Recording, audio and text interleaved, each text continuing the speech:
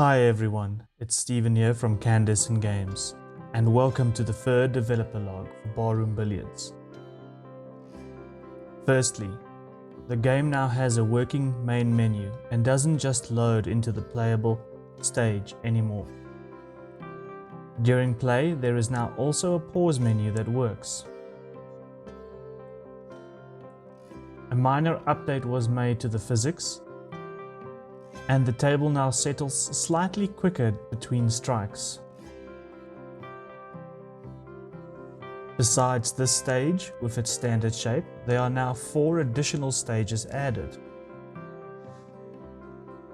Stage 2 only has corner pockets and they are slightly obstructed.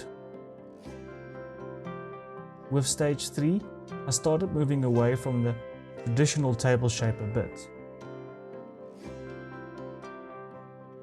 For stage 4, I experimented with creating 2 possible play areas.